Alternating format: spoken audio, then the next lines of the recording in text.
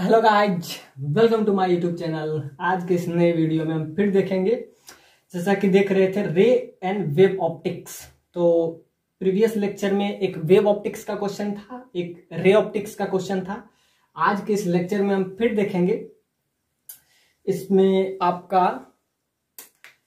फिर हम देखेंगे, ये आपका प्रॉब्लम जो है आपका रे ऑप्टिक्स का बहुत बेसिक सा प्रॉब्लम है। जैसा कि स्नेल्स लॉ पे प्रीवियस लेक्चर में हम काम किए थे, उस पे एक बहुत बेसिक सा क्वेश्चन था। अब हम वो क्वेश्चन आपका 2017 में पूछा था और ये क्वेश्चन आपसे 2019 में क्वेश्चन ये पूछा है। तो आइए, एक बेसिक सा क्वेश्चन है, ए मोनोक्रोमेटिक लाइट, जो कि आपके सिलेबस में यही है। So a monochromatic light light incident from air. तो ध्यान से देखिए, ये आपका एयर है, ये आपका क्या है, प्रिज्म है। तो a monochromatic light incident from the air and refracting surface of prism at angle 75 degree. तो ये इंसिडेंट इस पे करता है और इस पॉइंट पे अगर हम नॉर्मल, तो ये इधर से इंसिडेंट करता है इस पॉइंट पे। Let's this point is P. So monochromatic light which is incident, this is monochromatic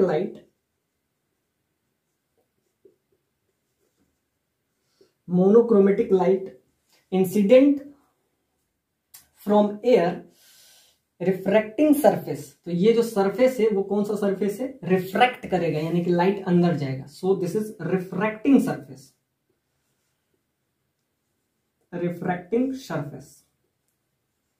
अब क्या किया गया है, और उसका रिफ्रैक्टिव इंडेक्स भी आपको दे दिया हुआ है। किसका रिफ्रैक्टिव इंडेक्स, यानी म्यू का वैल्यू √3 दिया हुआ है। बहुत बेसिक सा क्वेश्चन है, इसमें not a big deal. Previous lecture में भी जो हम क्वेश्चन बनाए थे वो भी बहुत इजी था। देखने में आपको लंबा लगेगा लेकिन ये बहुत इजी क्वेश्चन है। तो आज के इस लेक्चर को हम रे ऑप्टिक्स और वेव ऑप्टिक्स पे पूरा फोकस करेंगे। लेक्चर अब थोड़ा बड़ा आएगा क्योंकि हमको 24 दिसंबर तक इसको हमको क्या करना है, कवर भी कर लेना है। तो और भी बहुत सारे चैप्टर आएंगे, कुछ जो प्रॉब्लम होगा हो सकता है मॉडर्न फिजिक्स का भी हो। तो अभी हम रे ऑप्टिक्स देख रहे हैं, तो रे ऑप्टिक्स का सारे प्रॉब्लम होपफुली आपको 1-2 लेक्चर में आ ही जाएंगे। तो अब थोड़ा सा लेक्चर आपका बड़ा आ सकता है। तो आइए, एक बहुत बेसिक सा क्वेश्चन है कि एक मोनोक्रोमेटिक लाइट है, इधर से गया, इस पी पॉइंट पे हम नॉर्मल इधर से ड्रॉ किए। ये आपका क्या है, नॉर्मल उस पे परपेंडिकुलर ड्रॉ किए। तो यहां से जो एंगल बनाया थीटा, और थीटा कितना है आपका 75 डिग्री। अब ये रिफ्रेक्ट करके इस सरफेस पे आएगा। तो ध्यान से देखिए, म्यू तो टुवर्ड्स द नॉर्मल, जब भी याद रखिएगा डेंसर से यानी रेयरर से डेंसर जा रहा है, रेयरर टू डेंसर, रेयरर से अगर डेंसर जा रहा है तो क्या हो जाएगा, रेयरर से डेंसर जा रहा है तो टुवर्ड्स नॉर्मल,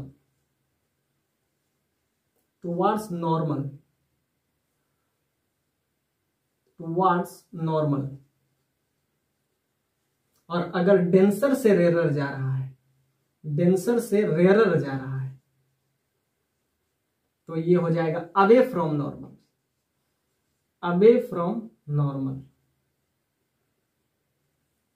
तो ये आपका दोनों कंडीशन है।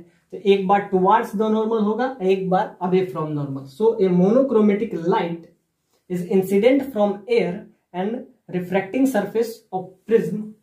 तो इस पे हम क्या परपेंडिकुलर ड्रॉ करेंगे और थीटा क्या हो जाएगा 75 डिग्री। और यहां से है the other refracting surface of the prism is coated by a thin film of material refractive index। तो इसका आपको रिफ्रैक्टिव इंडेक्स निकालना है। अब इसको क्या किया गया है, कोटेड कर दिया गया है। इसको आपको सिंपल सा बात है कि इसमें जो है थिन फिल्म का इसमें कोटिंग कर दिया है। हम देखें तो ये आपका मोनोक्रोमेटिक लाइट है जो कि इंसिडेंट कर रहा है, और यहां पे ये TIR बन रहा है, TIR total internal reflection, total internal reflection. So TIR, it coated prism surface for an incident angle that is theta, that is less than 60 degree. Theta that is less than 60 degree. The value of n square, the value of n square का अब value बताएं। तो ध्यान से देखिए TIR हो रहा है, तो यहां से लाइट इधर आएगा और यहां पे जब करेगा तो जिस एंगल से जाएगा, यानी कि angle of incident is 90 degree. So इस पॉइंट पे अगर हम नॉर्मल ड्रॉ करें, तो इस पॉइंट पे अगर नॉर्मल ड्रॉ करें तो TIR कब होता है? Total internal reflection. तो ये रिफ्रैक्शन नहीं होता है, रिफ्रैक्शन। इसमें हम देख रहे थे तो रिफ्रैक्टिव इंडेक्स आपको कितना दिया हुआ है? √3। तो n का वैल्यू आपको दिया हुआ है √3 और इंसिडेंट रे आपको दे दिया हुआ है। और ये जो एंगल है, एंगल ऑफ प्रिज्म, यानी कि ए क्या है? Angle of prism, angle of prism. तो इसका वैल्यू आपको दे दिया हुआ है 75। और पहला लाइट इधर से आया, नॉर्मल के साथ जो एंगल बनाया है वो आर बनाया, और इधर से जाते हुए, और यहां पे क्या हो रहा है? TIR, total internal reflection. Total internal reflection, यहां से आपका क्या हो गया? TIR। अब यहां से क्या होगा? लाइट बाहर निकलेगा, तो लाइट बाहर अगर TIR हुआ तो angle of incident, angle of refraction तो 90 डिग्री होगा। यानी यहां से अगर कोई लाइट निकलेगा बाहर तो वो नॉर्मल के साथ क्या बनाएगा? 90 डिग्री बनाएगा। नॉर्मल के साथ 90 डिग्री मतलब इधर चला जाएगा। यानी कि लाइट इधर अगर गया तो लाइट इधर चला जाएगा, कि नॉर्मल से कितना डिग्री का एंगल बनाएगा? तो ये जस्ट ग्रेजिंग वाला सिचुएशन ये हो जाएगा, जस्ट ग्रेजिंग। तो ये क्या हो गया? यहां से पास करते हुए ये बाहर निकल जाएगा, जस्ट ग्रेजिंग वाला सिचुएशन आ जाएगा। तो वही बोल रहा है कि एंगल ऑफ इंसिडेंस, यानी कि थीटा, यानी कि मोनोक्रोमेटिक लाइट इंसिडेंट कर रहा है, और प्रिज्म एंगल आपको, यानी कि ये वाला एंगल, प्रिज्म एंगल आपको दे दिया हुआ है, एंगल ऑफ प्रिज्म, ये आपका कितना दे दिया हुआ है? 75। एंड रिफ्रैक्टिव इंडेक्स, इसका आपको रिफ्रैक्टिव इंडेक्स इसका दिया हुआ है √3। Other refracting surface of prism is coated bye thin film of material of refractive index n। तो इसको जो, इसका जो रिफ्रैक्टिव इंडेक्स होगा वो n होगा, यानी कि जिससे ये कोटेड किया गया है, ये आपका है कोटेड। इसका रिफ्रैक्टिव इंडेक्स यानी कि म्यू का वैल्यू आपको कितना दे दिया हुआ है? n दे दिया हुआ है। तो आप बताइए, the light suffers TIR, total internal reflection. Light suffers TIR, total internal reflection at coated prism surface for an incident angle that is theta. Theta is less than 60 degree, यानी कि ये जो थीटा होगा ये लेस देन 60 डिग्री। और यहां से n का वैल्यू आपसे पूछा है, तो दो बार सिंपल सा है ये। This is application of Snell's law, Snell's law. तो एक बार स्नेल्स लॉ आप P पे लगाएंगे, एक बार इस पॉइंट को P ले, let's this point is P, एक बार P पे लगाएंगे, एक बार Q पे लगाएंगे। दो इक्वेशन, दो वेरिएबल। अब ध्यान से देखिए, एक बार अगर हम इस ट्रायंगल को देखें तो ये अगर R है, ये अगर R है तो ये कितना हो जाएगा?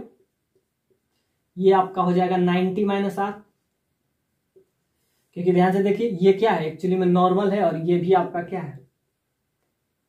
नॉर्मल है। इस पॉइंट पे 90 डिग्री, तो ये अगर C है तो ये आपका हो जाएगा ये एंगल, क्योंकि इस पॉइंट पे है तो ये आपका हो जाएगा 90 - C।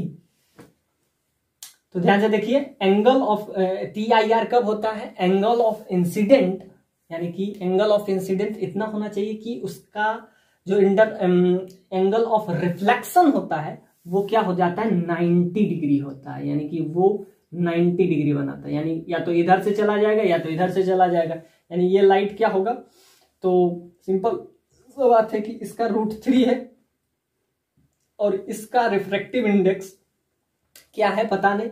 अगर ज्यादा हो यानी कि अगर वो रेयरर से डेंसर जा रहा है तो अवे फ्रॉम नॉर्मल, और ऐसे हो गया क्या टुवार्ड्स फ्रॉम नॉर्मल, तो सिंपल सा बात है अवे फ्रॉम नॉर्मल जा रहा है।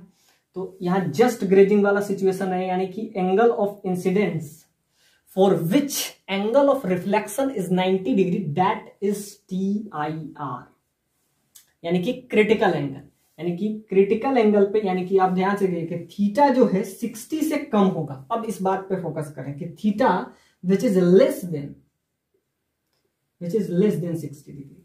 अब ध्यान से देखिए ये आपका R है, ये आपका C है, तो ये जो हो जाएगा इस पे नॉर्मल है तो ये 90 - R हो जाएगा। ये अगर C है यानी कि जस्ट ग्रेजिंग वाला सिचुएशन, मतलब सीधे छूते हुए वापस आ जाए, आपको क्या है थीटा इज लेस देन, यानी कि इससे 60 से ज्यादा नहीं होना चाहिए, उससे पहले ही हम करें, यानी कि थीटा जो है मैक्सिमम 60 डिग्री होगा, उससे ज्यादा नहीं। तो यहां से अगर हम बात करें तो इस ट्रेंगल में, यानी कि अगर इस ट्रेंगल को PQ और इसको हम अगर R ले लें तो ट्रेंगल PQR में अगर हम देखें तो अगर 90 - R plus 90 - C plus 75 degree that is equal to 180 degree. तो यहां से अगर हम देखें तो यहां से आपका आ जाता है 180 - R - C that plus 75 that is equal to 180। इससे ये कैंसिल हो जाएगा तो R plus C that is equal to 75 degree. तो यहां से एक आ गया, और यहां पे ये एंगल, अब ध्यान से देखिए अगर ये एंगल बढ़ेगा, ध्यान से देखिए थीटा मैक्सिमम कितना हो सकता है, मैक्सिमम ये 60 डिग्री हो सकता है, उससे कम होगा। तो ध्यान से देखिए अगर ये थीटा, अगर इस पॉइंट पे हम स्नेल्स लॉ यूज करें और आपको निकालना क्या है n का वैल्यू, यानी कि इसमें जो कोट किया गया है उसका रिफ्रैक्टिव इंडेक्स, तो पहले हम क्या यूज करेंगे, दो जगह स्नेल्स लॉ होगा क्योंकि दो जगह रिफ्रैक्शन लग रहा है, एक जगह P एक जगह Q, दोनों जगह रिफ्रैक्शन लग रहा है तो रिफ्रैक्शन का रूल लगाएंगे। अब यहां से हमारा R और C में रिलेशन आ गया जो कि 75 होगा। और वैसे भी आप याद रखिए कि इसमें अगर हम बात करें तो इन दोनों का सम जो होता है, इन दोनों का सम आपस में क्या होता है 180। तो ये अगर थीटा है तो वैसे भी आप समझ सकते हैं ये 180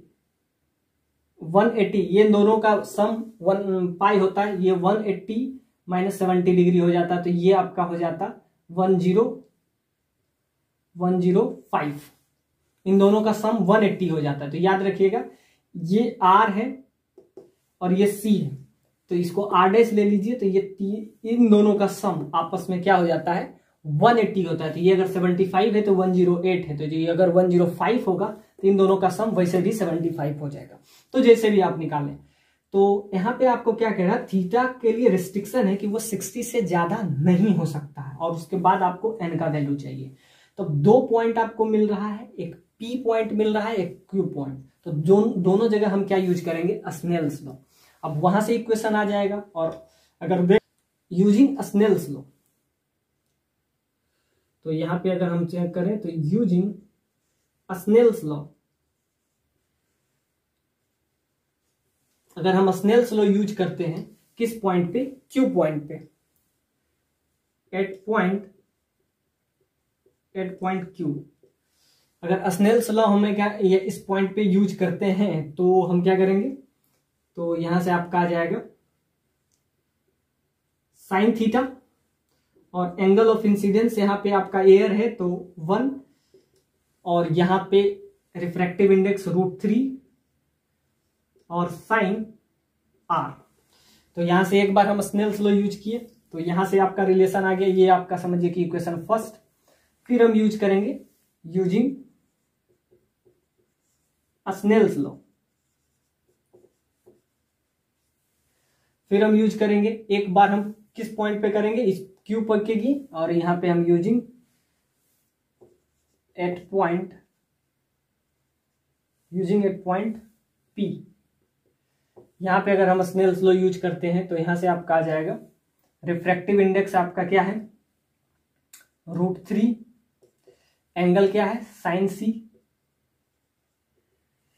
और इसमें जब जाएगा तो क्या होगा जस्ट ग्रेजिंग यानी कि 90 डिग्री यानी साइन 90 इनटू इसका रिफ्रैक्टिव इंडेक्स आपका n है। तो यहां से आपका दो इक्वेशन दो वेरिएबल, तो यहां से आपका आ रहा है √3 इंटू साइन C, तो यहां पे आपका एंगल C बना रहा है और यहां से आपका आ जाएगा साइन 90 इंटू n। तो ये आपका हो जाएगा इक्वेशन सेकेंड। तो यहां से अगर इसके हेल्प से हम देखें तो थीटा जो है, थीटा का वैल्यू आपका अगर देखें तो ये कह रहा है कि 60 डिग्री, अगर थीटा का वैल्यू अगर हम 60 डिग्री इसमें हम पुट करें तो r का वैल्यू आ जाएगा। तो यहां से अगर हम देखें तो r plus C that is, तो थीटा का वैल्यू अगर हम 60 पुट करते हैं तो ये आपका आ जाएगा √3/2 that is equal to √3 sine R, √3 से √3 यानी कि r का वैल्यू आपका 30 डिग्री आ जाएगा, साइन R का वैल्यू 1/2, तो r का वैल्यू 30 डिग्री, और r का वैल्यू अगर 30 डिग्री है तो c का वैल्यू क्या हो जाएगा 45, तो c का वैल्यू अगर 45 हुआ तो √3 sine 45 1/√2 that is equal to sine 90, sine 90 क्या हो जाएगा 1 इंटू n। तो यहां से आपका क्या आ जाएगा n स्क्वायर आपसे पूछा था, तो यहां से आपका आ जाएगा √3/2 n, तो यहां से n का वैल्यू आ जाएगा 1.5।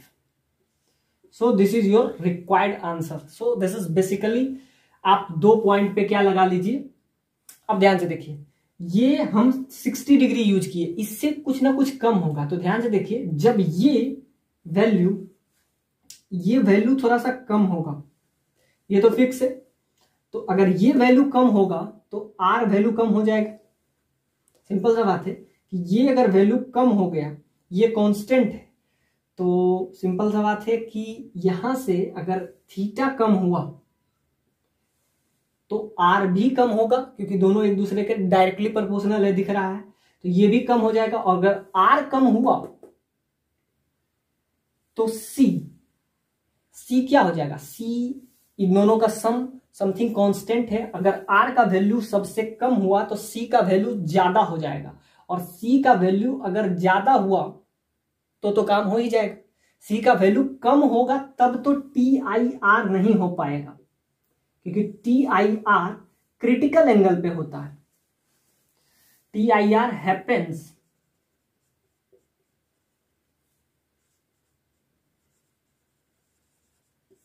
TIR कब होता है, क्रिटिकल एंगल पे होता है। तो यहां से हम इस बात को समझ लिए, तो n स्क्वायर का वैल्यू आपका आया 1.5। So basically this is good problem. इसमें हम स्नेल्स लॉ दो बार यूज किए, बाकी तो ये आपको पता ही था, इन दोनों का सम 105 होता है। और ध्यान से देखिए R इससे कम होगा, R का वैल्यू अगर हम थोड़ा सा इससे कम रखें, वैसे जितना दिया हुआ है उससे अगर कम रखेंगे तो C का वैल्यू ज्यादा होगा, यानी TIR तो होगा ही। तो TIR के लिए मिनिमम वैल्यू आप ये रखें, क्योंकि ये मिनिमम रहेगा तो R मिनिमम रहेगा, और R मिनिमम रहेगा तो C मैक्सिमम रहेगा, क्योंकि दोनों का वैल्यू कांस्टेंट है।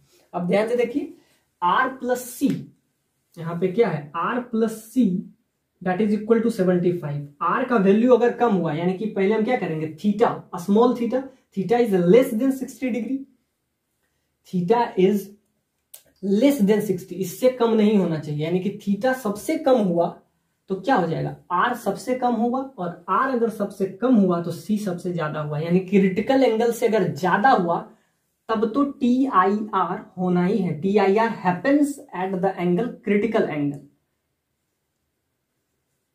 एंगल। तो ये क्वेश्चन बहुत ही बढ़िया था, इसमें आपका स्नेल्स लॉ का एप्लीकेशन था, बाकी आपको प्रिज्म एंगल का एप्लीकेशन है, इन दोनों का सम आप कर लीजिए तो क्या हो जाता है 180 होता है। ऐसे भी समझ सकते हैं और इससे भी निकाल सकते हैं। तो ये अब देखते हैं नेक्स्ट प्रॉब्लम। ये आपका जेईई एडवांस 2015 में ये क्वेश्चन पूछा है। फिर वही question, monochromatic beam of light is incident at angle 60 degree on one face of an equilateral prism of refractive index that is an. तो इसका आपको रिफ्रैक्टिव इंडेक्स दे दिया हुआ है, refractive index n and emerges from the opposite face making an angle theta with the normal, और n का value आपको दे दिया हुआ है √3 है। The value of q is 60 degree. तो इस q का वैल्यू आपको कितना दे दिया हुआ है, 60 डिग्री दिया हुआ है, और आपसे पूछ रहा है d theta by D N का वैल्यू बताइए। d theta by D N का वैल्यू आप बताइए। The value of m is what. तो इसमें वापस से वही क्वेश्चन है कि एक मोनोक्रोमेटिक बीम आपको दिया हुआ है कि एक monochromatic beam of incident of angle, तो इसका एंगल ऑफ इंसिडेंस आपको दिया हुआ है 60 degree with an equilateral prism, refractive index that is n and emerges from the opposite face making the angle theta with the normal। तो ये इसके साथ कितना एंगल बना रहा है, थीटा। तो ये आपका समझिए कि नॉर्मल है, और ये भी आपका क्या है, नॉर्मल है। तो आपसे पूछ रहा है m का वैल्यू बताइए। Find the value d theta by D N, जो कि m है, और इसका आपको वैल्यू पूछा है। तो अगर ये 60 है और आपको कह रहा है कि इक्विलेटरल प्रिज्म है, यानी कि सारा एंगल 60 डिग्री है, और तो ये 60 है, यानी कि ये आपका प्रिज्म एंगल है, ये आपका प्रिज्म एंगल है, that is equal to 60 degree, यानी ए का वैल्यू आपको कितना दे दिया हुआ है, 60 डिग्री। और आपको कह रहा है कि ये 60 डिग्री इंसिडेंट कर रहा है, और एंगल ऑफ इमरजेंस जो है ये हुआ आपका angle of emergence, angle of emergence.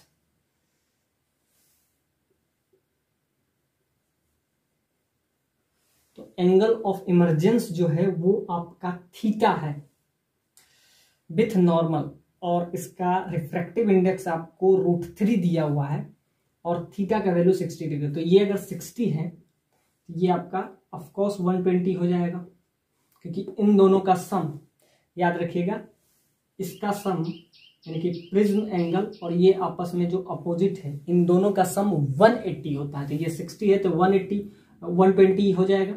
ये 120 है तो इसको कितना होना पड़ेगा, ये आराम से 120 है तो टोटल इन दोनों का 60, तो ये 60 माइनस r हो जाएगा। तो अब हम क्या लगाएंगे, 2 पॉइंट पे, यानी कि स्नेल्स लॉ। फिर using Snell's law,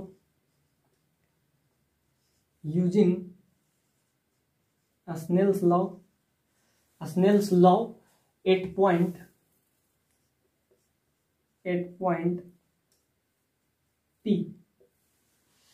P point पे अगर हम स्नेल्स लॉ यूज करते हैं तो एयर का रिफ्रैक्टिव इंडेक्स 1, और इस मीडियम का रिफ्रैक्टिव इंडेक्स दैट इज √3, और इस पॉइंट पे इस पॉइंट को अगर let's this point is P and this point is Q, तो एक बार हम P पे हम स्नेल्स लॉ यूज करेंगे, एक बार हम Q पे स्नेल्स लॉ यूज करेंगे। तो Snell's law at the point P, तो इसमें हम यूज करेंगे 1 into sine 60 that is equal to √3 into sine R। तो एक बार यहां से आपका इक्वेशन आ गया, और एक बार हम यहां से इक्वेशन लेंगे, और आपसे क्या पूछा है, D theta by D N. अब डी एन क्या है, तो एन इसका रिफ्रैक्टिव इंडेक्स है, तो उसको कुछ देर के लिए एन ही ले लेते हैं। तो 2 बार आप स्नेल्स लॉ यूज करें, जैसे कि प्रीवियस क्वेश्चन में भी हम वही किए हैं और आपसे पूछा है D theta by do. Simple सा बात है, 2 बार हम स्नेल्स लॉ यूज करेंगे, एक बार इस पॉइंट पे और एक बार इस पॉइंट पे, यानी एक बार पी पॉइंट पे दूसरा क्यू पॉइंट पे, दोनों पॉइंट पे हम एक बार स्नेल्स लॉ लगेंगे और उसके बाद हम क्या करेंगे, डिफरेंशिएशन करेंगे। आपसे क्या पूछ रहा है, D theta by D N का वैल्यू आपसे पूछा है, यानी कि इसके थीटा किस रेट से चेंज करेगा और n that is refractive index, इन दोनों का रेशियो, मतलब कि theta with respect to D N, ये आपसे पूछा। यूज करते हैं तो उसका आप क्या लिखते हैं, μ1 into sine theta 1 that is equal to μ2 sine theta 2। तो ये उसका क्या होता है, रिफ्रैक्टिव इंडेक्स,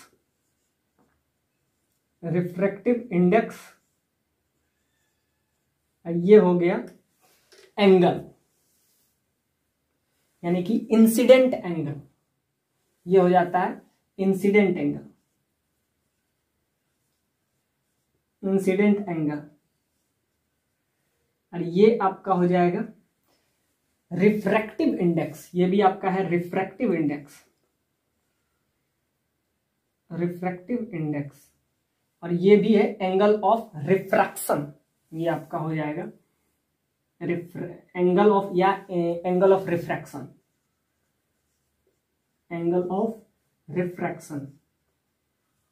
तो स्नेल्स लॉ हम कब यूज करते हैं, उस पॉइंट पे यूज करते हैं जब वहां पे रिफ्रैक्शन हो रहा हो।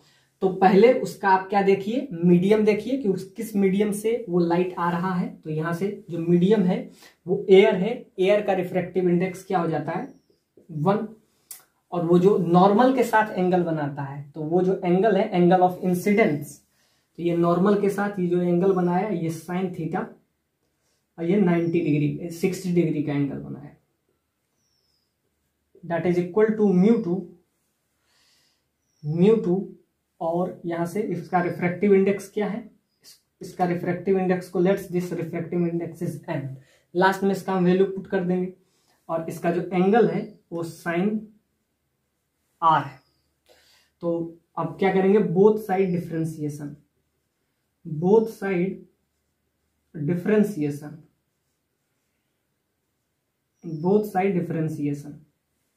दोनों साइड अगर हम डिफरेंशिएट करें तो इधर से आपका क्या आ जाएगा, ये कांस्टेंट टर्म है, और कांस्टेंट टर्म का डिफरेंशिएशन क्या हो जाएगा 0, इधर कुछ भी है तो इसको हम क्या लेंगे, d साइन 60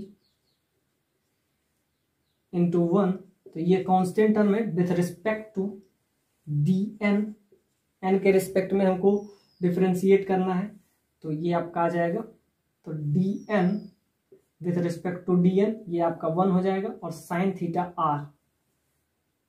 आर का साइन थीटा का डिफरेंशिएशन, तो साइन का डिफरेंशिएशन हो जाएगा कॉस, डी एन से ये कैंसिल हो जाएगा, और इसका डिफरेंशिएशन हम आर के रिस्पेक्ट में, तो कांस्टेंट का डिफरेंशिएशन क्या हो जाएगा, इसका डिफरेंशिएशन 0 हो जाएगा, और ये आपका डी एन से 1 हो गया, और साइन का डिफरेंशिएशन हो जाता है कॉस आर, अब आर का differentiation D are by D N.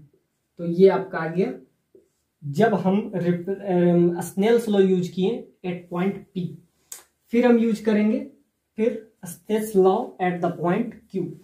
तो फिर हम इस फॉर्मूले के यूज करेंगे, क्या करते हैं, रिफ्रैक्टिव इंडेक्स पता हो और एंगल ऑफ इंसिडेंस पता हो, और लास्ट में आफ्टर रिफ्रैक्शन यानी एंगल ऑफ रिफ्रैक्शन पता हो, और उसका रिफ्रैक्टिव इंडेक्स से मल्टीप्लाई कर देते हैं। तो एक बार फिर हम स्नेल्स लॉ यूज करेंगे, तो फिर हम लिखेंगे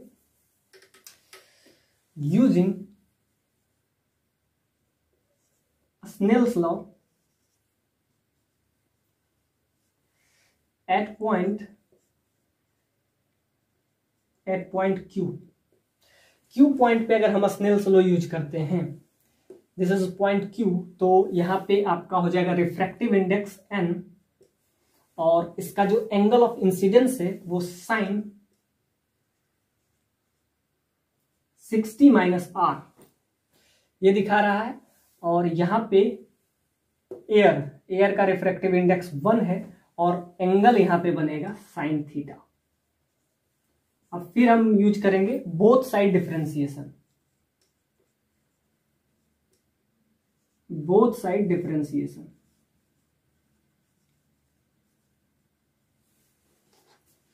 दोनों साइड अब क्या करेंगे, डिफरेंशिएट। तो यूजिंग स्नेल्स लॉ, अब हम क्यू पॉइंट पे हम स्नेल्स लॉ यूज करेंगे। अब तक हम क्या किए थे, पी पॉइंट पे स्नेल्स लॉ यूज किए थे, अब हम वही काम क्यू पॉइंट पे करेंगे। फिर क्या करेंगे, बोथ साइड डिफरेंशिएशन। अब क्या है, यहां पे आया n into sine 60 minus r that is equal to 1 into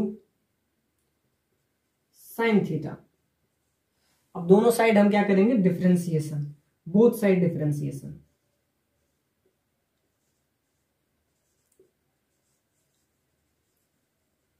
दोनों साइड अगर डिफरेंशिएट करें तो ये d बाई डी एन के रिस्पेक्ट में हमको डिफरेंशिएट करना है, n into sine 60 minus r that is equal to, और इधर आपका क्या हो जाएगा, d sine theta by D N. इसका आपको डिफरेंशिएट करना है। अब बोथ साइड अगर हम डिफरेंशिएशन यूज करते हैं, when we use the differentiation and both side, तो जब भी इधर से हम डिफरेंशिएट करते हैं तो n का डिफरेंशिएशन n के साथ 1 हो जाएगा। तो सिंपल सा बात है कि इसमें प्रोडक्ट रूल लगेगा, तो इसका 1 हो गया, तो साइन 60 माइनस r, फिर प्लस लिखेंगे। अब इसका डिफरेंशिएशन साइन का क्या हो जाता है, cos 60 माइनस r, साइन का डिफरेंशिएशन cos 60 माइनस r। अब 60 का 0, तो यहां से आपका हो जाएगा इसका 0, कांस्टेंट टर्म का 0, और माइनस dr बाई dn, और इनटू क्या हो जाएगा, मल्टीप्लाई में आपका n हो जाएगा, that is equal to sine theta का डिफरेंशिएशन। तो साइन थीटा का डिफरेंशिएशन आपका हो जाता है, साइन का हो जाएगा सिंपली cos थीटा, और थीटा का हो जाएगा d theta by D N. यानी कि आप क्या कर रहे हैं, आप कर रहे हैं partial differentiation, partial differentiation, partial differentiation. तो आप क्या कह रहे हैं, both side partial differentiation, both side partial differentiation.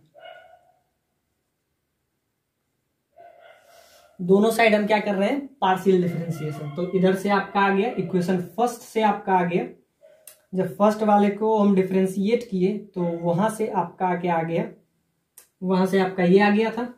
अब इसके हेल्प से तो ये इक्वेशन आपका फर्स्ट आ जाएगा। इक्वेशन फर्स्ट आपका क्या आ गया, cos r into D are by D N that is equal to 0। तो यहां से ये आ गया। अब ध्यान से देखिए, आपको क्या चाहिए, आपको चाहिए था D theta by D N, जिसको m बोले थे।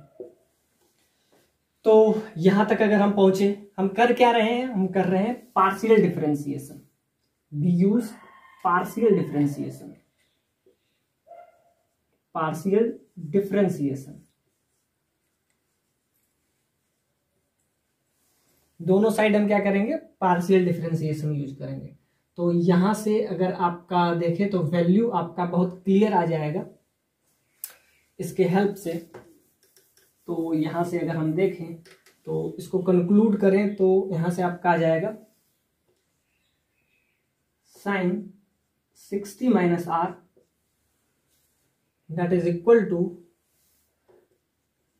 n into cos 60 minus r, और यहां से आपका हो जाएगा, एक तो 0 हो जाएगा और एक आपका हो जाएगा, तो यहाँ पे माइनस हो जाएगा, और यहां से आपका हो जाएगा D R by D N that is equal to cos theta T theta by T N. तो यहां से ये आ गया, और इसका वैल्यू हम यहां पे पुट कर देते हैं D are by D N, D are by D N. इसका वैल्यू अगर हम वहां पे पुट कर देते हैं तो आपका वैल्यू आ जाएगा। और दूसरा n का वैल्यू हम क्या पुट कर देंगे, √3। इसका पार्शियल डिफरेंशिएशन जब करेंगे तो ये कांस्टेंट टर्म का आपका क्या हो जाएगा, 0 हो जाएगा।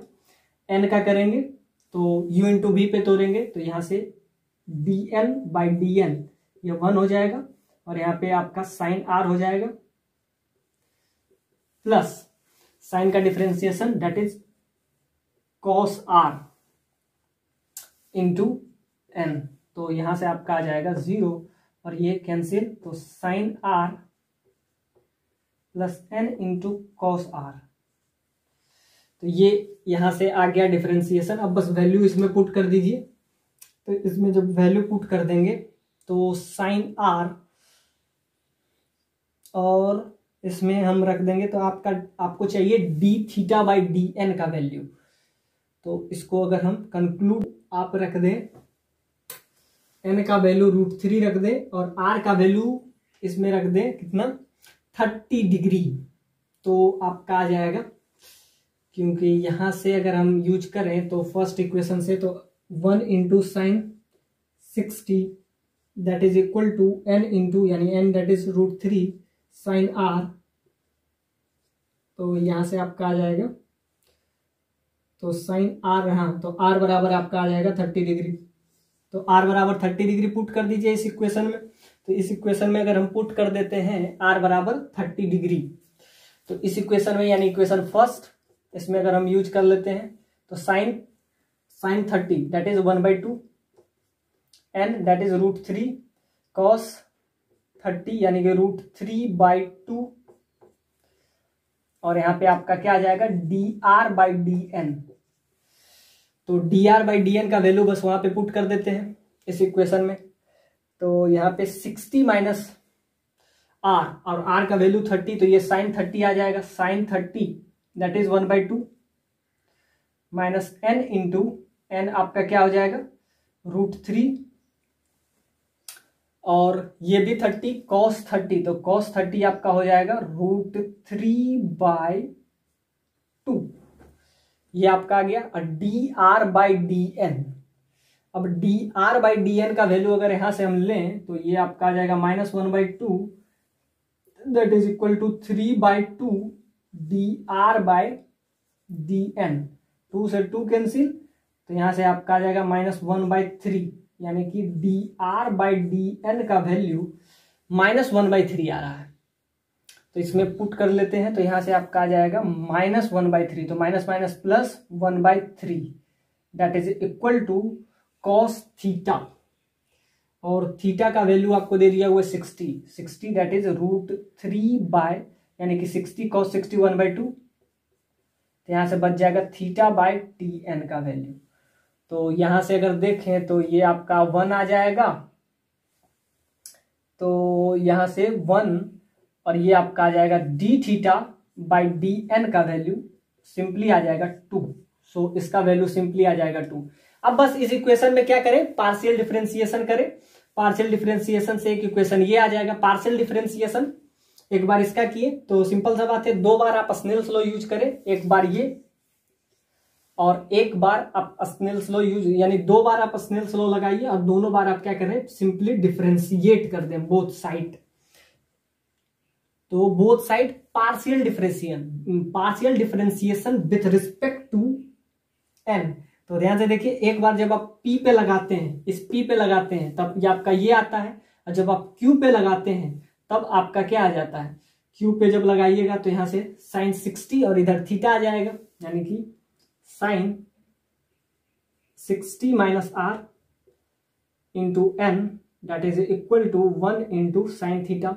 अब दोनों साइड आप डिफरेंशिएट कर दें और दोनों का differentiation, partial differentiation with respect to क्या होना चाहिए, दोनों का डिफरेंशिएशन, एक इसका डिफरेंशिएशन इधर कर देंगे तो n का डिफरेंशिएशन n के साथ 1 साइन थीटा 60 माइनस थीटा। अब क्या करेंगे, एक बार इस साइन का करेंगे तो साइन का हो जाएगा cos 60 minus r, cos 60 minus r। तो ये आपका एक बार डिफरेंशिएशन इससे आएगा और एक बार पार्शियल डिफरेंशिएशन इसके करेंगे तो ये कांस्टेंट टर्म का 0 और u इंटू बी पे तोड़ेंगे तो एक का इसका डिफरेंशिएशन 1 आ जाएगा और साइन आर मल्टीप्लाई में फिर साइन का हो जाएगा कॉस और यहाँ पे इसका हो जाएगा D R by D n, r का differentiation with respect to N.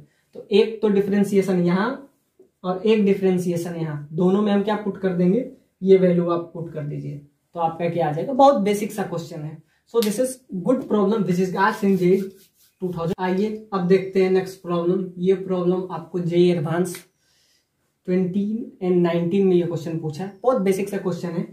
A planar structure of length l, जो कि आपको दिख रहा है, लेंथ एल है, विड्थ इसका डब्ल्यू है, is made of two different optical media, refractive index आपका एक n1 है एक n2 है और n1 का वैल्यू जो दिया हुआ है वो 1.5 दिया हुआ है और n2 का वैल्यू आपको दिया हुआ है 1.44 दिया हुआ है। A ray is in from A B, अब ए बी से ये रे है, ए बी से निकला, so a end refractive index that is n1 और n1 it's 1.5 and n2 is 1.44. A ray from the end AB will emerge from the end CD only. अब क्या है, AB से ये क्या हुआ, इंसिडेंट किया और इमर्ज किया किधर से, CD से, यानी CD से ये वापस निकला। If TIR that means total internal reflection, so if TIR condition is meet inside the structure for which L is 9.6 metre, तो लेंथ आपको दे दिया हुआ। If the incident angle theta varied, the maximum time taken by the ray to exit the plane CD is, यानी कि time जो आपको है वो दे दिया हुआ है 10⁻⁻⁹ सेकेंड पर सेकेंड, इतना टाइम उसको एग्जिट होने में लगता है। और ये आपका क्या है, टोटल इंटरनल रिफ्लेक्शन, ये आपका है टोटल इंटरनल रिफ्लेक्शन। तो ये भी क्वेश्चन काफी शानदार है और इसमें क्या हो रहा है, TIR हो रहा है, यानी कि टोटल इंटरनल रिफ्लेक्शन, यानी कि ये जाएगा फिर वापस से यहां से TIR फिर होगा और फिर वापस से नीचे आएगा, फिर ऐसे जाएगा, फिर ऐसे ही वापस जाएगा, यानी कि यहां पे जो हो रहा है ये क्या हो रहा है, TIR, ये आपका है TIR, ये भी आपका है, तो इस टाइप से वापस जाएगा, ये यहां भी होगा आपका TIR। कुछ बहुत बेसिक सा क्वेश्चन है। इसमें कहा जा रहा है कि एक प्लेनर स्ट्रक्चर है जो कि आपको दिख रहा है, इसका लेंथ आपको दे दिया हुआ है, इसका length L that is equal to, length इसका दिया हुआ है 9.6 मीटर और इसका विड्थ, यानी इसका विड्थ जो है वो आपको दे दिया हुआ है W है और लेंथ का वैल्यू आपको दे दिया, विड्थ का वैल्यू आपको नहीं दिया हुआ। और इसमें क्या कह रहा है कि ये रे इंड विथ AB, ये AB से इन कर रहा है and emerge from the end CD, अब CD से ये वापस आ रहा है, तो इस टाइप से है। If TIR condition is meet inside the structure for L that is equal to 9.6 meter, if the incident angle theta is varied, the maximum time taken by the ray to exit the plane CD is, तो यहां से T का value आपको निकालना है। अब ध्यान से देखिए, TIR इसमें होगा, ये आपको कंडीशन दे दिया है, तो TIR होगा तो क्या होगा, लाइट जो है टोटल इंटरनल रिफ्लेक्शन होगा। तो इस मीडियम का, यानी कि ये जो N1 मीडियम है, ये N1 मीडियम है और इसका रिफ्रैक्टिव इंडेक्स 1.5 दिया हुआ है तो ये जाएगा लाइट यहां पे जाके और यहां से क्या करेगा, यहां पे रिफ्लेक्शन होगा, रिफ्रैक्शन नहीं होगा, रिफ्लेक्शन होगा। और ये यहां पे इस टाइप से आएगा, यानी कि यहां पे क्या हो रहा है, TIR हो रहा है, फिर वापस से इधर जाएगा,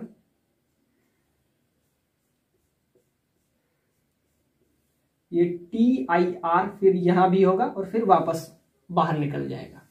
तो ये कुछ ऐसा सिनेरियो बना। तो ये आपका AB था और ये इस C का वैल्यू निकाले, यानी कि C यानी क्रिटिकल एंगल जिसपे ये TIR हो रहा है, ये C एंगल अगर हम निकालें, क्रिटिकल एंगल, तो क्रिटिकल एंगल हमेशा हो जाता है साइन C का वैल्यू, साइन C का वैल्यू हो जाएगा, तो ये आपका हो जाएगा μ2/μ1। तो सिंपल सा बात है, μ2/μ1। तो यहां से आपका साइन C का वैल्यू अगर हम देखें तो साइन C का वैल्यू आपका आ जाएगा, तो यहां से अगर हम देखें तो C का वैल्यू आपका आ जाएगा,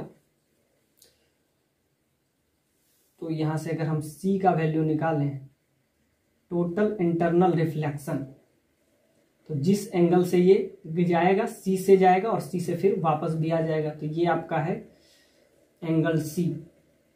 तो यहां से अगर नॉर्मल हम ड्रॉ करते हैं तो यहाँ पे TIR हो रहा है, तो TIR total internal reflection, so this is like that C, और ये भी आपका C है।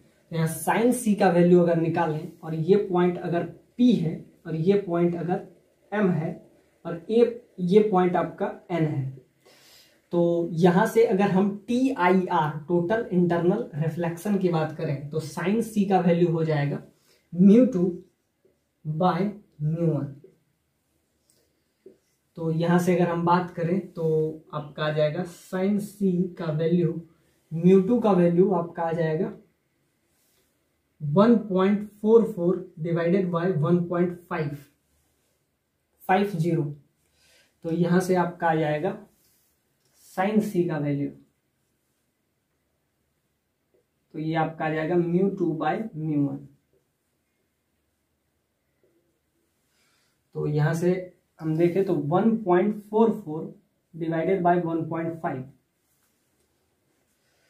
तो यहां से आपका आ जाएगा वैल्यू, तो ये आपका आ जाएगा 1/44 डिवाइडेड बाय 50, ये आपका आ रहा है 1.5। तो यहां से अगर देखें तो इसका लेंथ 1.6 मीटर है, तो इसका लेंथ आपका ध्यान से देखिए, साइन C का वैल्यू अगर निकालें तो इसके टर्म में आपका क्या आ जाएगा, साइन C अगर यहां से देखें क्या हो रहा है, TIR हो रहा है, तो क्रिटिकल एंगल से ये इंसिडेंट भी करेगा, क्रिटिकल एंगल से ये रिफ्लेक्ट करेगा, रिफ्रैक्शन नहीं हो रहा है यहाँ पे। तो ये साइन C का वैल्यू अगर देखें तो ये परपेंडिकुलर यानी कि PM bye hypotenuse that is PN। तो यहां से अगर हम देखें तो साइन C का वैल्यू, तो PM का वैल्यू जो हो जाएगा, यानी कि इसका वैल्यू अगर देखें तो यहां से आपका आ जाएगा PN का वैल्यू, यानी इसका अगर वैल्यू हम निकालें तो ये आपका आ जाएगा परपेंडिकुलर थीटा के सामने का, यहां से NP हो जाएगा NM बाय हाइपोटेनस। तो यहां से अगर देखें तो साइन थीटा में ये वाला आपका आ जाएगा, तो NM का वैल्यू अगर हम देखें तो साइन C इंटू PN आ जाएगा, और PN का वैल्यू आपको दे दिया हुआ है कि इसका जो विड्थ है, यानी कि ये वाला हाइट आपको दे दिया हुआ है, साइन C का वैल्यू PN, इसका लेंथ आपको दे दिया हुआ है वो 9.6। तो यहां से आप इजली वे में टाइम निकल जाएगा, आपसे टाइम ही पूछा है कि कितना टाइम लगेगा आफ्टर रिफ्लेक्शन, मतलब कि सब इस सरफेस से इंसिडेंट हो रहा है और यहां से क्या हो रहा है, इमर्ज कर रहा है। तो आपको बताना है कि जब AB सरफेस से इंसिडेंट किया और उसके बाद after multiple TIR, after multiple reflection, और यहां से क्या किया, ये एग्जिट किया। तो जब ये एग्जिट किया तो कितने सेकेंड में मैक्सिमम ये एग्जिट कर सकता है, तो क्या होगा, TIR होगा, टोटल इंटरनल रिफ्लेक्शन होगा, और वो बहुत आसानी से होगा, इस टाइप से रिफ्लेक्ट करते हुए ये वापस जाएगा। तो यहां से अगर हम देखें तो साइन थीटा का वैल्यू अगर निकालें साइन सी, तो साइन सी हो जाता है यहां से आपका μ2 सामने वाला का मीडियम इंटू फर्स्ट मीडियम, तो ये आपका होता है μ2/μ1। तो इसको एक्चुअली में लिखते कैसे हैं, तो आप ऐसा सोचिए कि जब भी TIR यानी क्रिटिकल एंगल होना चाहिए, क्रिटिकल जब भी TIR होता है, TIR, तो मिनिमम एंगल जो होता है, मिनिमम एंगल जिससे वो क्या करे, रिफ्लेक्ट करे, मिनिमम एंगल जो होता है वो आपका होता है क्रिटिकल एंगल। उससे ज्यादा एंगल होगा तो काम चल जाएगा। सो मिनिमम जो एंगल होता है वो आपका क्या होता है, ये क्रिटिकल, ये आपका क्या हो गया, क्रिटिकल एंगल। क्रिटिकल एंगल जो मिनिमम एंगल होता है जिससे वो रिफ्लेक्शन ना हो, मतलब रिफ्रैक्शन ना हो, रिफ्लेक्शन हो जाए, तो वो मिनिमम जो एंगल होता है, तो उसमें हम कैसे यूज करते हैं, रिफ्लेक्शन, यानी कि पहले तो फर्स्ट मीडियम का रिफ्लेक्टिव इंडेक्स, तो स्नेल्स लॉ इसमें हम यूज करते हैं, स्नेल्स लॉ। तो फर्स्ट मीडियम यानी जिस मीडियम में है, तो उस मीडियम में है तो उसका रिफ्रैक्टिव इंडेक्स आपका हो जाएगा μ1 sine C, that is equal to μ2 into sine 90। क्यों, क्योंकि जो सी होगा, अगर वो सी हुआ तब उसमें क्या हो जाएगा, 90 डिग्री बनाएगा, है? मतलब कि ये मिनिमम एंगल है, इट्स मिनिमम एंगल। तो वही आपसे पूछ रहा है कि कितना टाइम उसको लगेगा। तो ध्यान से देखिए, ये साइन सी हो गया, तो यहां से साइन सी का वैल्यू आपका आ जाएगा μ2/μ1, तो यहां से आपका आ जाएगा, यानी सेकेंड मीडियम का रिफ्रैक्टिव इंडेक्स, यानी कि सेकेंड मीडियम का रिफ्रैक्टिव इंडेक्स,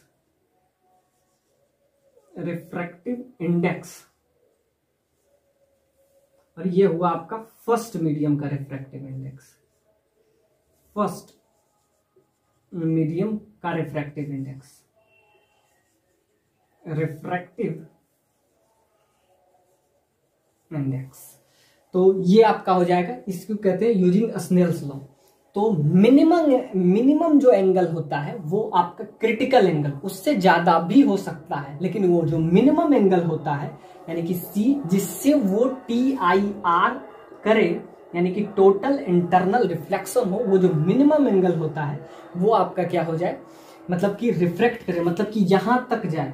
तो अगर आपको चाहिए कि ये मैक्सिमम टाइम इसमें कंज्यूम करे, वही आपसे टाइम पूछा है कि इसमें मैक्सिमम टाइम कितना कंज्यूम करेगा, तो क्या करेंगे, तो TIR से मिनिमम हम TIR रखेंगे, तो जितना इसमें टाइम स्पेंड करने का मतलब ये है कि टाइम अगर ज्यादा लगे तो ये वाला यहां से साइन सी का वैल्यू अगर हम निकालें इस ट्रायंगल से, तो इस ट्रायंगल में देखेंगे तो साइन सी का वैल्यू हो जाएगा perpendicular, that is NM perpendicular by hypotenuse, that is PN। Sine C का वैल्यू हम यहां से निकाल लिए μ2, यानी कि सेकेंड मीडियम का रिफ्रैक्टिव इंडेक्स 1.44, फर्स्ट का 1.50, तो यहां से आपका आ जाएगा P। तो यहाँ NM का वैल्यू जो कि इसका लेंथ है वो कितना दिया हुआ है, 9.6 दिया हुआ है, तो इससे मल्टीप्लाई हो जाएगा। सो PN का वैल्यू, यहाँ से PN का वैल्यू आपका आ जाएगा NM के वैल्यू, यानी कि अगर यहाँ से अगर हम NM का वैल्यू पुट कर दें तो ये आपका आ जाएगा NM का वैल्यू इसमें 9.8, तो यहाँ से sine C divided by 9.6 that is equal to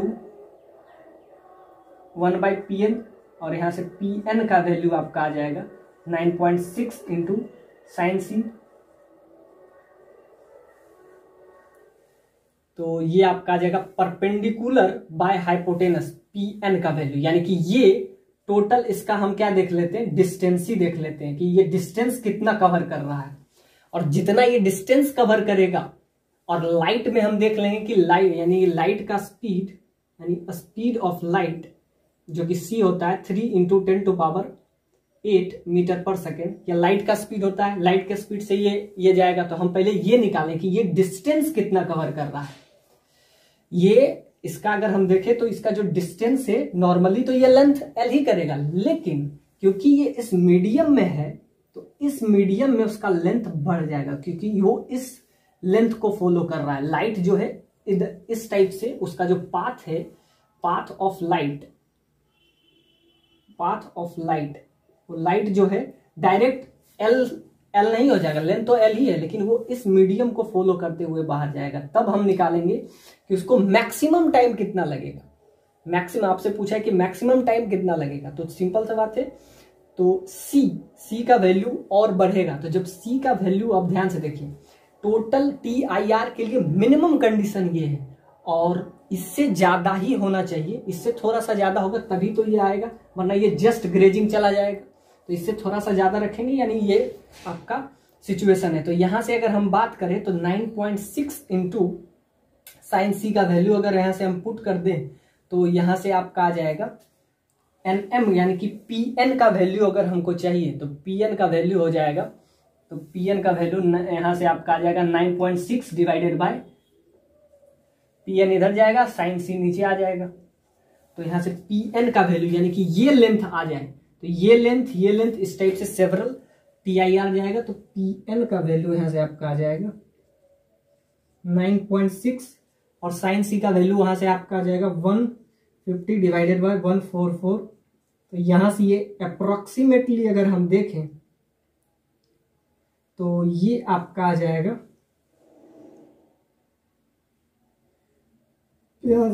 cancel करें तो ये आपका आ जाएगा अप्रोक्सीमेटली, अगर इसको हम देखें तो ये 10 के आसपास आ जाएगा। तो इसका लेंथ आ गया कि इसका लेंथ कितना हो जाएगा। ऐसे तो आपका 9.8 है, 9.6 था, लेकिन क्योंकि ये इस मीडियम को, इस पाथ को ये फॉलो कर रहा है, तो इसका लेंथ कितना हो जाएगा, 10 मीटर हो जाएगा। अब यहां से हम देखें तो ये आपका आ जाएगा, तो लेंथ आ गया। अब हमको टाइम चाहिए कि टाइम कितना लगेगा। तो लेंथ आपको मिल गया, तो टाइम के लिए क्या हो जाएगा, टाइम क्या होता है, टाइम जैसे जस्ट इक्वल टू S/V। अगर जब भी आपको टाइम निकालना हो, और टाइम अगर मिनिमम हो तो डिस्टेंस जो होगा, वेलोसिटी जो है इस मीडियम में है, तो जिस मीडियम में रहे तो उस मीडियम से है। वैसे भी C that is equal to N into V होता है। तो और V क्या है, उस मीडियम में C क्या है, स्पीड ऑफ लाइट, N क्या है, रिफ्रैक्टिव इंडेक्स, और ये है speed. So C that is equal to N into V। तो C जो है क्रिटिकल एंगल है, जो कि N इंटू V होगा। N क्या है आपका, रिफ्रैक्टिव इंडेक्स, V जो है उसका वेलोसिटी है, V इज इट्स वेलोसिटी, और C जो है ये आपका स्पीड ऑफ लाइट है, स्पीड ऑफ लाइट। तो यहां से हम निकालें, हमको क्या निकालना है, टाइम निकालना है। जब टाइम निकालना है तो टाइम के लिए क्या होता है, डिस्टेंस बाय, तो टाइम जो होता है, time that is equal to S/V, और V यहां से क्या हो जाएगा, V that is equal to C/N। N क्या है उसका, रिफ्रैक्टिव इंडेक्स, और S का वैल्यू आपको 10 निकल गया, और V का वैल्यू हो जाएगा C होता है 3 into 10 to power 8 metre per second, और 1.5। तो यहां से आपका आ जाएगा 15 divided by 3 into 10 to power 8, और आपसे कह रहा है 10 टू पावर 9 के मल्टीपल में, तो ये आपका आ जाएगा 5 स्वयं। यहां से आपका आ जाएगा 5 into 10 to power -8 metre per second, और आप ये आपका आगे इतना टाइम लगेगा। और वो आपसे टी का वैल्यू पूछा था, तो ये इसमें हम क्या निकाल लिए, बेसिकली हम काम क्या किए, TIR कब होता है, TIR तभी होता है जब RC का वैल्यू, मतलब स्नेल्स लॉ यूज करेंगे, यानी कि वो रिफ्लेक्शन ना करे, यानी रिफ्रैक्शन ना करे, रिफ्लेक्ट कर जाए, उस मीडियम में नहीं जाए। यानी कि N1 मीडियम ये जो है, और ये जो आपका N2 मीडियम है, N1 से N2 नहीं जाए, वापस आ जाए N1 में, तो क्या हो जाता है, हमको क्रिटिकल एंगल से थोड़ा सा एंगल ज्यादा रखना पड़ता है। तो क्रिटिकल एंगल के लिए हम इसमें इसका रिफ्रैक्टिव इंडेक्स तो इसका आपको 1.5 था, इसका आपको रिफ्रैक्टिव इंडेक्स ये दिया हुआ था, तो यहाँ से साइन सी का वैल्यू आ गया तो 1.5 आ गया, और ये आपका आ जाए साइन सी का वैल्यू। तो इससे एंगल ज्यादा होना चाहिए, क्रिटिकल एंगल से ज्यादा होगा तभी TIR होगा।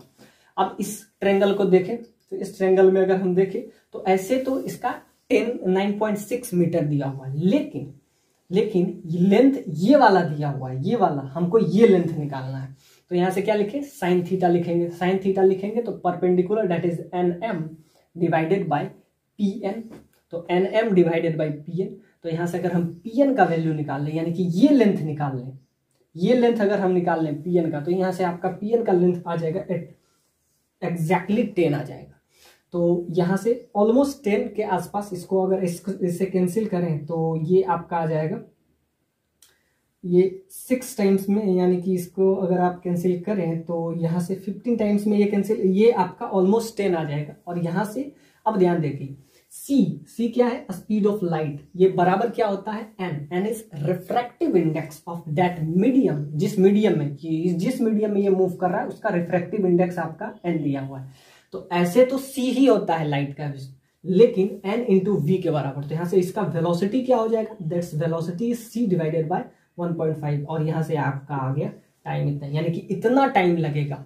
अगर ये रिफ्रैक्टिव इंडेक्स 1 होता तब उसको डिस्टेंस मात्र 9.6 ही कवर करना पड़ता, जब डिस्टेंस कम हो जाता तो टाइम ऑलमोस्ट उतना ही लगेगा, क्योंकि ये 10 हो गया, ऐसे क्या होता है 9.6 होता है, 9.6 होता, और यहाँ पे 3 इंटू 10 टू पावर 8 लिख देते। तो उससे, तो यहां से हम क्या कर रहे हैं, तो ये आपका आ गया टाइम। तो यहां से क्या कीजिए, TIR के लिए हमको क्रिटिकल एंगल चाहिए। क्रिटिकल एंगल क्या होता है, साइन सी μ2 बाय μ1। बाकी स्नेल्स लॉ से यहां से लिख लेंगे C that is equal to N into V। बाकी हम साइन थीटा से यहां से क्या लिख लेंगे, ये आपका ये डिस्टेंस कि ये कितना कवर कर रहा है। हालांकि वो डिस्टेंस NM कवर कर रहा है, लेकिन ये डिस्टेंस अगर हमको निकालना है तो यहां से PN का वैल्यू आपका आ गया 10, और वहां से ये आ गया। So this is good problem, this is asked in 2000।